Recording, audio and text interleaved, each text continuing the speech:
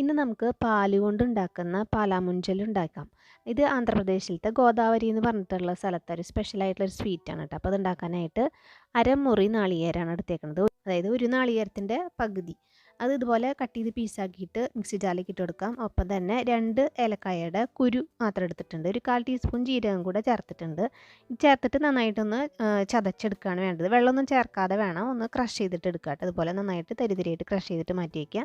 ഇനി വേറൊരു പാനിലേക്ക് 3/4 കപ്പ് ഉരുക്കി അരിച്ച് വെച്ചിരിക്കുന്ന ശർക്കര പാനിയാണ്. അതിട്ടിട്ട് നന്നായിട്ടൊന്ന് പാവാക്കി എടുക്കണം കേട്ടോ. നല്ലതായിട്ട് ഹൈ ഫ്ലെയിമിൽ ഇട്ടിട്ട് തന്നെ നന്നായിട്ട് പാവായിട്ട് വരണം തൊട്ട് നോക്കുമ്പോൾ. ആ സമയത്ത് നന്നായി പാവായി വരുമ്പോൾ ഫ്ലെയിം ഒന്ന് ലോ ആക്കി വെച്ചിട്ട് നമ്മൾ ചതച്ച് വെച്ചിരിക്കുന്ന നാളികേരം ഇട്ട് കൊടുക്കുക. നാളികേരം ഇട്ടിട്ട് ശേഷം 1 ടീസ്പൂൺ നെയ്യ് ഒഴിച്ചെടുക്കുക. അതിന് ശേഷം ഫ്ലെയിം ഓഫ് ചെയ്യുക കേട്ടോ. നമുക്ക് ഇനി നാളികേരം ഇട്ടിട്ട് നന്നായിട്ടൊന്ന് മിക്സ് ആക്കിയിട്ട് എടുക്കുക. നാളികേരം ഇട്ടതിന് ശേഷം ഫ്ലെയിം ഓൺ ആക്കരുത്. അപ്പോൾ അതിലത്തെ എണ്ണയൊക്കെ എണ്ണമയം പുറത്തേക്ക് വരും. ഞാൻ അതോടെ ചൂടാറാൻ മാറ്റി വെച്ചിട്ടുണ്ട്. അന്നേരം 2 കപ്പ് പാലെടുത്തിട്ടുണ്ട്. അതായത് 1/2 ലിറ്റർ പാലാണ് കേട്ടോ എടുത്തേക്കുന്നത്.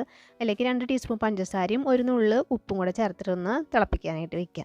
ഈ നേരം നമുക്ക് 1/2 കപ്പ് റവ ചേർത്തിട്ടുണ്ട്. അതിൻ്റെ ഒപ്പം 1/4 കപ്പ് അരിപ്പൊടിയും കൂടെ ചേർത്തിട്ട് നന്നായിട്ടൊന്ന് മിക്സ് ചെയ്തിട്ട് വെക്കുക. അപ്പോൾ ഇത് അരിപ്പൊടി മാത്രം ചേർത്തിട്ടും ഉണ്ടാക്കാം.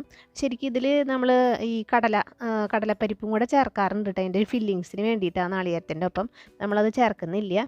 അപ്പോൾ ഈ പാല് നന്നായിട്ട് തിളച്ച് വരുമ്പോൾ അതിലേക്ക് ഈ പൊടി ഇട്ട് കൊടുത്ത് നന്നായിട്ട് കട്ട കെട്ടാത്ത രീതിയിൽ നന്നായിട്ട് മിക്സ് ആക്കുക. ഫ്ലെയിം ഒന്ന് ലോ ആക്കി വെച്ച് കൊടുക്കുക കേട്ടോ. കഴിഞ്ഞിട്ട് നന്നായിട്ട് ഇളക്കി മിക്സ് ആക്കിയിട്ട് കട്ടയൊന്നും ഇല്ലാത്ത രീതിയിൽ ഒരു വിധമൊക്കെ ഒന്ന് വറ്റി വന്നാൽ മതി കേട്ടോ. വല്ലാണ്ട് ഡ്രൈ ആവരുത്, കാരണം ഇതിരുന്ന് കുറച്ച് കഴിയുമ്പോൾ വല്ലാണ്ട് അങ്ങോട്ട് ഡ്രൈ ആയി പോവും. അപ്പോൾ അതിനനുസരിച്ചിട്ട് ഫ്ലെയിം ഓഫ് ചെയ്ത് ഒന്ന് മൂടി വയ്ക്കാം. അപ്പോൾ അതാ നമ്മുടെ നാളികേരത്തിൻ്റെ മിക്സ് ചൂടായിട്ടുണ്ട്. അത് ഉരുട്ടിയത് അതുപോലെ ചെറിയ ചെറിയ നെല്ലിക്കയുടെ വലുപ്പത്തിലുള്ള ഉണ്ടകളായിട്ട് മാറ്റി വയ്ക്കുക. അപ്പോൾ ഇനി ഈ നേരം കൊണ്ട് നമ്മുടെ ആ മാവ് ഒരുവിധം ഒന്ന് ചൂടാറിയിട്ടുണ്ടാവും. കൈ കൊണ്ട് ഉരുട്ടുന്ന പാകമാകുമ്പോൾ അതിലേക്ക് 1 ടീസ്പൂൺ നെയ്യും കൂടെ ചേർത്തിട്ട് നന്നായിട്ട് മിക്സ് ചെയ്യേണ്ട. കട്ടകളൊക്കെ ഉണ്ടെങ്കിൽ കൈ കൊണ്ട് തന്നെ വേണമെങ്കിൽ ഒന്ന് ഉടച്ചു കൊടുക്കാം.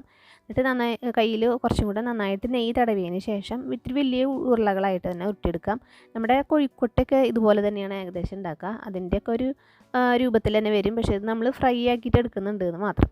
അപ്പോൾ അതായത് ഇതുപോലെ നന്നായിട്ട് ഉരുട്ടിയിട്ട് ഇതുപോലെ എടുക്കണം. തീരെ വിള്ളലില്ലാത്ത രീതിയിൽ നല്ലതായിട്ട് ബൈൻഡായിട്ടിരിക്കും കേട്ടോ. അതുകൊണ്ട് പേടിക്കേണ്ട ആവശ്യമില്ല. വിണ്ട് അങ്ങനെ പുറത്തേക്ക് പോവില്ല. നമ്മളൊന്ന് പിൻ ചെയ്ത് കൊടുത്താൽ മതി. വിണ്ട ഭാഗങ്ങളുണ്ടെങ്കിൽ ഇതുപോലെ ഒന്ന് പിൻ ചെയ്ത് കൊടുത്തിട്ട് പ്രസ് ചെയ്ത് വെച്ചിട്ട് ഒന്ന് ഉരുട്ടിയാൽ മതി. ഇനി അടുത്ത ട്രിപ്പൊക്കെ ഉണ്ടാക്കുമ്പോൾ നന്നായിട്ട് ഡ്രൈ ആവും. അപ്പോൾ നമ്മൾ കുറച്ചും കൂടെ വെള്ളം, സാധാരണ ടെമ്പറേച്ചറുള്ള വെള്ളം ഒഴിച്ച് കൊടുത്താൽ മതി. എന്നിട്ടൊന്ന് കുഴച്ചെടുത്ത് കഴിഞ്ഞാൽ ആ ഡ്രൈനെസ് അങ്ങോട്ട് മാറി കിട്ടും. അല്ലെങ്കിൽ മാവ് വിണ്ട് വരും. അതുപോലെ എന്നിട്ട് ഡീപ്പ് ഫ്രൈ ആക്കിയിട്ട് എടുത്തു കഴിഞ്ഞാൽ പാലാമുഞ്ചിൽ റെഡി ആയിട്ടുണ്ട്. അപ്പോൾ എല്ലാവരും ഒന്ന് ട്രൈ ചെയ്ത് നോക്കുക.